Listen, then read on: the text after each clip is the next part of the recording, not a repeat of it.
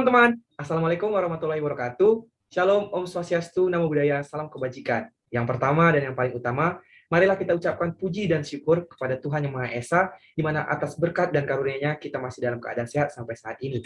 Yang saya hormati Bapak Edi Saputra Sitepu, SEMSI, selaku dosen di mata kuliah Ekonomi Mikro di kelas Administrasi Bisnis 3D, dan yang saya banggakan teman-teman sekalian. Selamat pagi dan salam sejahtera buat kita semua. Di kesempatan kali ini, saya akan mempresentasikan hasil kerja saya, yaitu tentang elastisitas permintaan, elastisitas penawaran, dan elastisitas silang atau sering disebut cross elasticity. Nah, ada pepatah mengatakan, tak kenal maka tak sayang.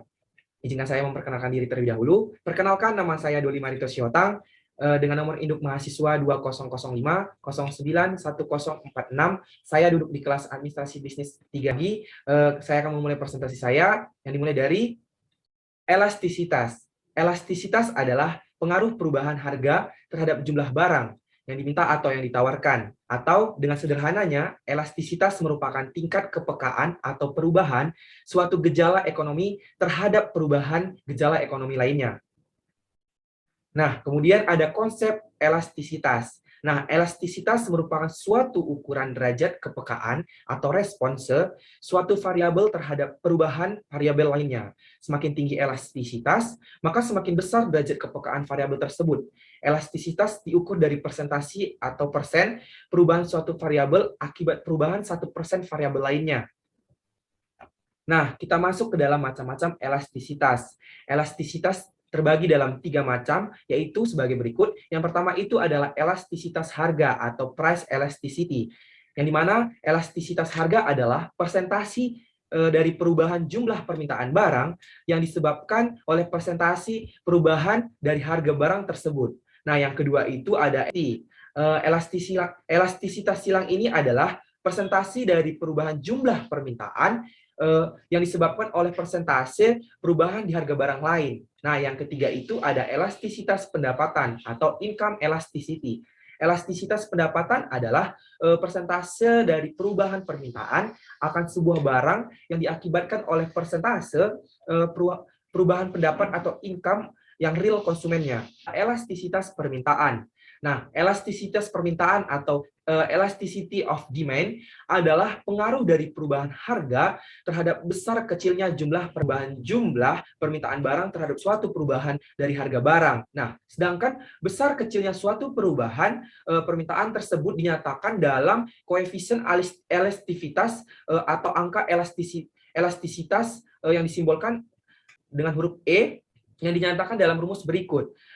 ED sama dengan delta Q per delta P dikali P per Q, atau ED sama dengan persen delta Q per persen delta P. Nah, adapun keterangan dari simbol di samping adalah delta Q adalah perubahan terhadap jumlah permintaan, delta P adalah perubahan dari harga barang, dan P adalah harga awal, dan Q elastisitas dari permintaan. Nah, selanjutnya adalah ada macam-macam elastisitas permintaan. Nah, yang pertama itu ada permintaan elastisitas dengan rumus E lebih besar dari 1, atau bisa dilogikakan adalah persen delta QD lebih besar dari persen delta PD. Nah, yang kemudian itu ada permintaan inelastis. Nah, rumusnya itu E lebih kecil daripada 1. Nah, dengan dilogikakan persen delta QD lebih kecil dari persen delta PD. Nah, yang ketiga itu ada permintaan uniter atau normal. Nah, dengan rumus E sama dengan 1.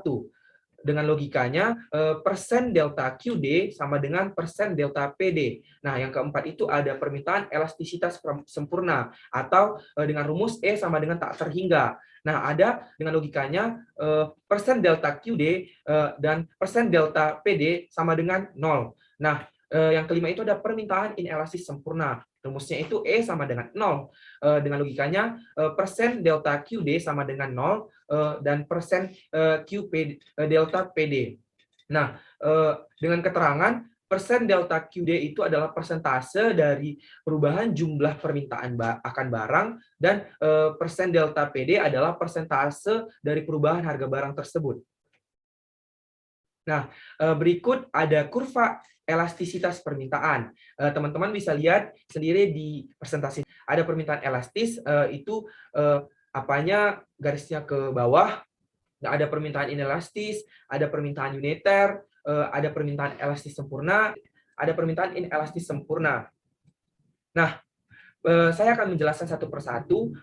Yang pertama itu permintaan elastis atau ED lebih besar dari satu. Nah, permintaan elastis terjadi apabila perubahan permintaan lebih besar daripada perubahan harga. Nah, memiliki arti bahwa perubahan harga diikuti jumlah permintaan dalam jumlah yang lebih besar. Nah, misalnya barang-barang mewah seperti pakaian, makanan ringan, dan lain-lain sebagainya. Ketika harganya naik, konsumen akan dengan mudah menemukan barang penggantinya. Nah, selanjutnya itu ada permintaan inelastis atau ED lebih kecil daripada satu. Nah, permintaan inelastis ini terjadi apabila perubahan harga kurang begitu berpengaruh terhadap perubahan permintaan. Nah, ED lebih kecil satu memiliki arti bahwa perubahan harga hanya diikuti perubahan jumlah yang diminta dalam jumlah yang relatif lebih kecil, misalnya permintaan terhadap beras. Nah, yang selanjutnya itu ada permintaan elastis unitary atau ED sama dengan satu. Nah, permintaan elastis ini terjadi apabila sama dengan satu memiliki arti bahwa perubahan harga diikuti oleh perubahan jumlah permintaan yang sama, misalnya barang-barang elektronik. Nah, yang selanjutnya itu ada permintaan inelastis sempurna atau ED sama dengan 0. Permintaan inelastis ini terjadi apabila perubahan harga tidak berpengaruh terhadap jumlah permintaan. ED sama dengan 0 ini memiliki arti bahwa perubahan harga sama sekali tidak berpengaruh terhadap jumlah permintaan. Nah, contohnya itu seperti obat-obatan, tanah, meskipun harganya naik terus, kuantitas yang tersedia tetap terbatas. Nah, kemudian itu ada permintaan elastis sempurna, ED sama dengan tak terhingga. Nah, permintaan elastis ini terjadi apabila perubahan permintaan ini memberikan dampak yang sama sekali terhadap perubahan harga. Nah, kurva akan sejajar dengan sumbu Q atau X.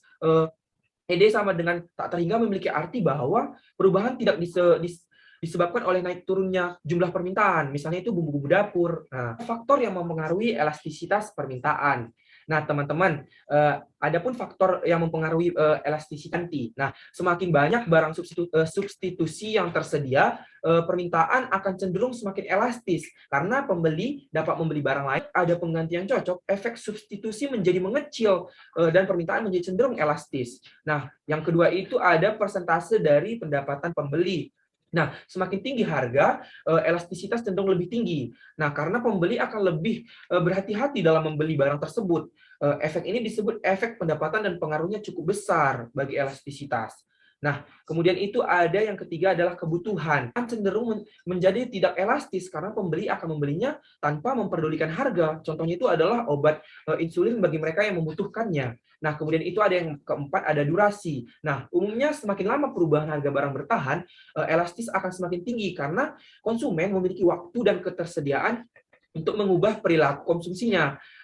Sebagai contoh, jika harga bahan bakar minyak atau BBM naik dalam jangka pendek, konsumen akan membutuhkannya dan membelinya dengan jumlah yang sama. Namun, jika harga yang tinggi bertahan lama, konsumen akan mencari cara untuk mengurangi kebutuhan BBM-nya, misalnya dengan menggunakan kendaraan umum atau membeli kendaraan yang lebih hemat BBM-nya. Nah, yang kelima itu ada loyalitas merek tersebut juga dapat mengurangi sensitivitas terhadap perubahan harga sehingga permintaan menjadi tidak elastis.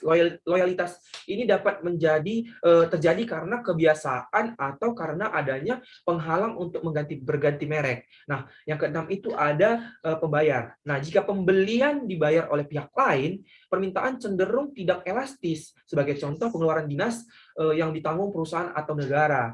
Nah, yang terakhir itu ada barang yang adiktif. Nah, barang-barang yang bersifat adiktif atau dapat menyebabkan kecanduan cenderung memiliki permintaan tidak elastis. Nah, karena konsumen yang suka kecanduan akan terpaksa membelinya, sekalipun harganya berubah drastis. Sebagai contoh adalah rokok, nah minuman keras atau heroin. Nah, aturan umumnya adalah jika kuantitas barang yang diminta atau dibeli berubah lebih dari perubahan harga, maka produk tersebut disebut elastis. Elastisitas penawaran atau disebut elasticity of supply adalah pengaruh dari perubahan harga terhadap besar kecilnya jumlah penawaran barang atau tingkat kepekaan terhadap perubahan jumlah penawaran barang terhadap terhadap perubahan dari harga barang. Sedangkan koefisien elastisitas dari penawaran adalah angka yang menunjukkan perbandingan antara perubahan jumlah penawaran barang dengan perubahan dari harganya.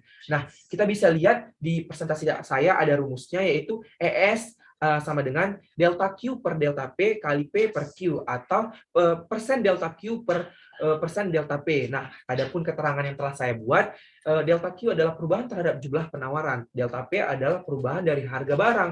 Nah, P sendiri adalah harga barang awal. Nah, Q sendiri adalah jumlah penawaran awal. Nah, ES itu adalah elastisitas dari penawaran sendiri. Nah, kemudian ada macam-macam elastisitas penawaran. Nah, yang pertama itu ada penawaran elastis yang rumusnya adalah E lebih besar dari 1. Ada penawaran inelastis yang rumusnya E lebih kecil dari 1. Nah, ada penawaran uniter atau normal yang E sama dengan 1. Ada penawaran elastis sempurna yang E sama dengan tak terhingga. Dan ada penawaran inelastis sempurna E sama dengan 0. Nah, adapun keterangan telah saya buat, persen delta Q adalah persentase dari perubahan jumlah penawaran barang. Nah, persen delta P adalah persentase dari perubahan harga barang. Nah, selanjutnya itu, nah kita bisa lihat sama-sama, di situ ada kurva elastis penawaran. Nah, teman-teman bisa lihat di situ ada 5 kurva elastis penawaran. Nah, yang pertama itu akan saya jelaskan penawaran elastis atau ES lebih besar dari 1. Nah, penawaran elastis terjadi apabila persentase perubahan jumlah barang yang ditawarkan lebih besar daripada persentase perubahan harga. Kemudian itu ada penawaran inelastis atau ES lebih kecil daripada 1. Nah, penawaran inelastis terjadi apabila perubahan harga diikuti dengan jumlah penawaran yang lebih besar. Nah, kemudian itu ada penawaran elastis uniter atau ES sama dengan penawaran atau ES sama dengan 1. Nah, yang ketiga itu adalah penawaran elastis unitary atau ES sama dengan 1. Nah, penawaran elastis uniter terjadi apabila persentase perubahan jumlah barang yang ditawarkan sama dengan persentase perubahan harga barang tersebut. Nah, kemudian itu ada penawaran elastis sempurna, ES sama dengan 0. Nah, penawaran inelastis sempurna terjadi apabila perubahan harga yang terjadi tidak berpengaruh terhadap jumlah barang yang ditawarkan. Kemudian ada penawaran elastis sempurna, ES sama dengan tak terhingga. Nah, penawaran tidak disebabkan oleh perubahan harga. Nah, sehingga kurva penawaran akan sejajar dengan sumbu Q dan X. Faktor yang mempengaruhi elastisitas penawaran. Yang pertama itu akses barang. Nah, akses barang, bahan-bahan yang digunakan untuk menciptakan barang sewajarnya terjangkau agar penjual dapat menjualkan barangnya kembali kepada pembeli yang dengan mudah. Akses bahan yang susah akan mengakibatkan harga barang yang ditawarkan semakin meningkat. Nah, kemudian itu ada jumlah barang di pasar. Nah, semakin banyak barang di pasar akan mengakibatkan perubahan harga barang yang ditawarkan. Nah, kemudian itu ada teknologi yang semakin maju dan daya tahan barang. Nah, teknologi yang semakin maju dapat meningkatkan produksi yang akan ditawarkan ataupun menghasilkan bahan-bahan yang sudah diakses. Kemudian ada daya tahan barang. Setiap barang memiliki daya tahan waktu yang berbeda-beda atau sering bisa dibilang ada expirednya masing-masing. Nah, semakin lama daya tahan barangnya, maka semakin elastis. Sedangkan semakin cepat daya tahan barangnya, maka semakin inelastis. Nah, yang terakhir itu ada waktu. Nah, semakin panjang waktu yang digunakan untuk menyesuaikan keseimbangan pasar, elastisitas silang atau sering disebut cross elasticity. Nah, elastisitas silang adalah elastisitas yang mengukur tingkat kepekaan perubahan jumlah barang tertentu yang diminta, atau misalnya barang X akibat perubahan harga barang nilainya, atau misalnya barang Y. Nah, elastisitas silang berlaku apabila baik bagi barang-barang yang substitusi maupun barang-barang komplementer. Nah, teman-teman bisa lihat di situ di presentasi saya ada rumusnya EXY sama dengan persen perubahan jumlah barang X yang diminta per persen perubahan harga barang Y.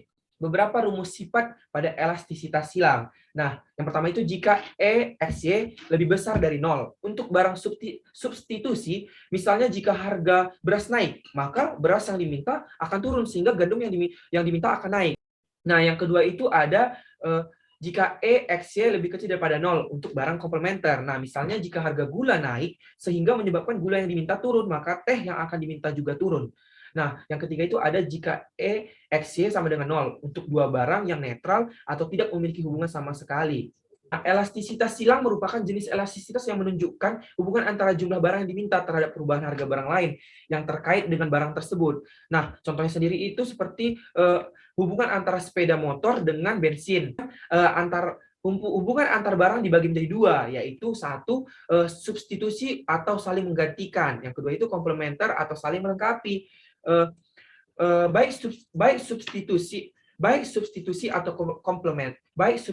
atau komplementer dilihat dari hasil perhitungan nilai elastisitas silangnya. Yang pertama itu jika hasil perhitungan elastisitas silangnya positif, maka hubungan dua barang tersebut adalah substitusi atau saling menggantikan. Nah, yang kedua itu jika hasil perhitungan elastisitas silangnya negatif, maka hubungan dua barang tersebut adalah komplementer atau saling melengkapi. Nah, jika hasil perhitungan elastisitas silangnya nol, maka hubungan dua barang tersebut adalah tidak ada atau tidak saling mempengaruhi. Nah, elastisitas silang memperlihatkan hubungan dua barang dilihat dari apakah perubahan harga suatu barang mengakibatkan perubahan permintaan barang lainnya. Elastisitas silang memperlihatkan hubungan dua barang dilihat dari apakah perubahan harga suatu barang mengakibatkan perubahan permintaan barang lainnya. Nah, terdapat 3 kemungkinan, yaitu bersifat substitusi, komplementer, atau nol, atau tidak ada hubungan sama sekali. Oke, cukup sekian presentasi dari saya. Semoga presentasi saya kali ini bermanfaat buat teman-teman sekalian dan supaya menjadi ilmu dan pengetahuan bagi teman-teman sekalian. Jika ada saya pengucapan atau salah kata-kata, saya mohon maaf. Cukup sekian presentasi dari saya. Sekian dan terima kasih.